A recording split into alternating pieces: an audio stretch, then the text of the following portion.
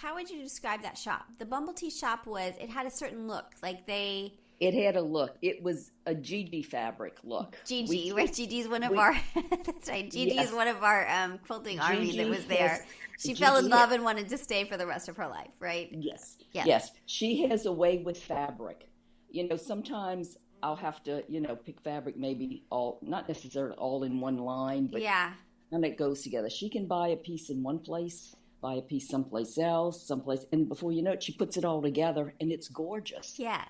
And And they it's just do a that, different right? style. They don't even buy, this shop doesn't buy the whole line. Right. They're Yeah. curating their own line. But they're taking from different lines and curating their shop so that it kind of all goes together in a really interesting Yes. way. And that's what Gigi does. And so we called it, it's like that was a Gigi shop. It had That's the really kinds great. of fabric that Gigi uses. I would, yeah, but That's great. that's her perfect place. That's great. Well, and they've brought back, they also do this applique that they created that's in their Yes, own yes, style. And it's yes. really adorable. So they you all brought that back. So we Yeah, can I think examine it. somebody got a kit there too. Yes. I think Gigi did. Gigi got kits. She got the unicorn. They're called Bumble Teas applique kits. And if you go on their website, you can see if people are listening. They're really adorable. Yes. But you have to order them. They're not national. So you just go to Bumble Teas Right. and order it. But they've got lions and unicorns, and they're very kind of cool and newish, kind of those colors that, like, I don't know, they're more modern colors, I Yes, guess. yes. I'd say it's more modern colors More than modern colors, and they're really adorable. But they're to put on like T-shirts or pillows or quilts or whatever. So, yeah, so cool. So, all right. And then you got, for me, which was so great, these laser cut pieces. Yes. And they're Yes. I had never experienced them. So tell me why you Well, bought that. And they're so cool.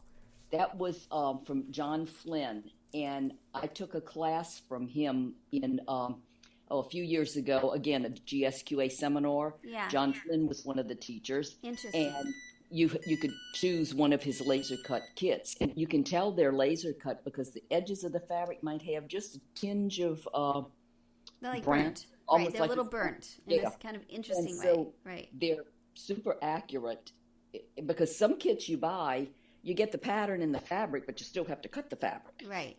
The Right. fabric's not cut for you. Yeah. In his kits, they're all laser cut, so you just start sewing. It's so great. Well, But it's so fun. so I thought that would be something different Yeah, that was great. for you when we It's were in so that. great. It's so great. It's so great. I'm so psyched. Well, we are at 54 minutes. If you do, Oh, not in a wow. bad way, but I'm just saying, like, people are like, I can't talk for an hour. I'm like, yeah, you can. Yes, I can. Well, I just am so psyched that you are now officially. You have to be part of our quilting army. And Yes. how was it to be press at the show? What was that like? Oh, well, that was fun because people then did speak with you. You didn't Yeah. have to convince them. They pretty much figured you were official. Yeah, and you all took Facebook Live videos, which were awesome. Yes. Yes. Yes. And I feel like we're going to get more confident in our press abilities, that we're just still trying to sort of figure out what equipment we need and how Yes. we approach it.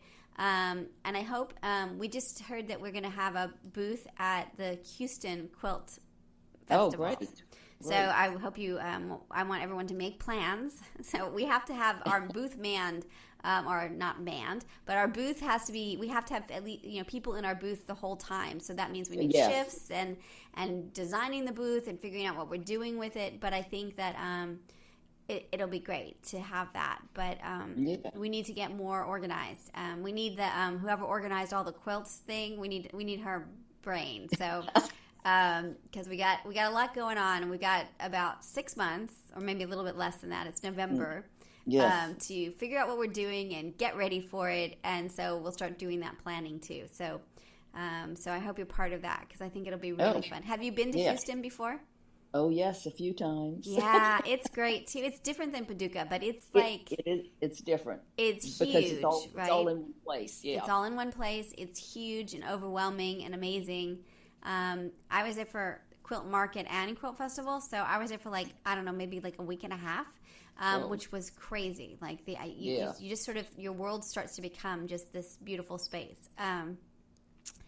So that's the next thing. So we're going to start planning the Gypsy Wife quilt, The Gypsy Wife. Good. and getting ready for Houston. And then, what do you think about? And we'll end soon. But what do you think about fall Paducah?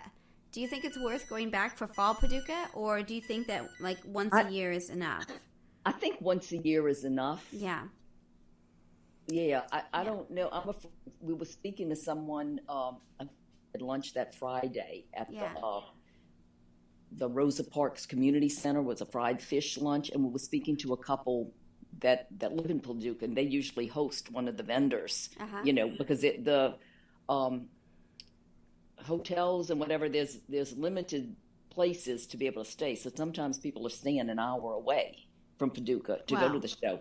And so they host a vendor, and they were saying they thought the fall that the attendance wasn't the same as the spring. So it's smaller because it's pretty new, right? They haven't been doing it. I think they only did it once. Yeah. I think they've either once or twice. Yeah. It'd be interesting to see how big it is. Like, does the whole, you know what I mean? Like, do they have as many? Do they do the exact same thing, or is it different? Right. I don't know. I don't either. Yeah. Be interesting. Well, yeah. All right. So you are the coolest. I just can't believe you did it. You went with them, and they were so excited, and you made it such a great trip. And I appreciate that hugely. I think by them asking at the last minute, I didn't have time to think about it. Yeah.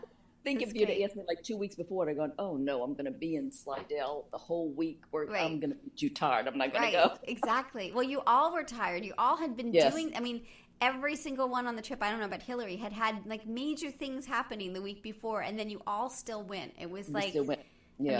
It was fun. Wow. And it was fun. It was a great group of people to be with. Yeah, it's a nice group. That's the one thing I like about the Quilting Army is that somehow we attract people who are just positive and fun and super smart and overachievers on ridiculous quilting overachievers. And it's been such a delight to be on this project. So thanks. I really appreciate all of it. I'm glad I've been able to join you all. It's great. It's so great. Well, we have more adventure plans, so we're gonna.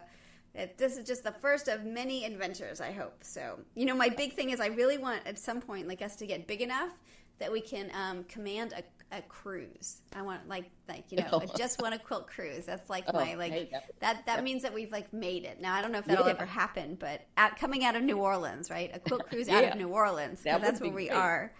So we'll see if that ever happens, but you'll definitely be on it. Great. Yeah, doesn't it? Have you done any quilting cruises or anything before? No quilting cruises. Yeah, I've done retreats and others, but the cruise thing I haven't. I've never been on a cruise, so I don't know. Maybe it'll be. I've been on a cruise, but not a quilting cruise. They're like a thing. They're like a thing, and you have like teachers, and I don't know. So insane. I did go on a quilt retreat to Las Vegas. You did? Yes. How was that? Did you all? It was Charlotte and Gotti and Debbie Caffrey. Oh my gosh. Who put on, and they called it a quilt retreat, and it was in Las Vegas. So a friend and I went.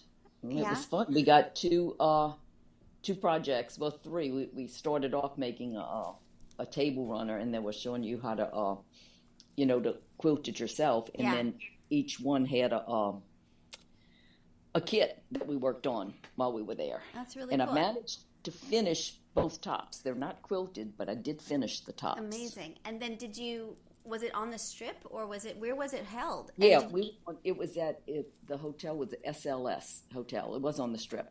And did you get out, or did you just quilt? Like, did you we did go to one show, one of the Cirque du Soleil shows. Oh, nice. I remember the name of it. Yeah. Yes.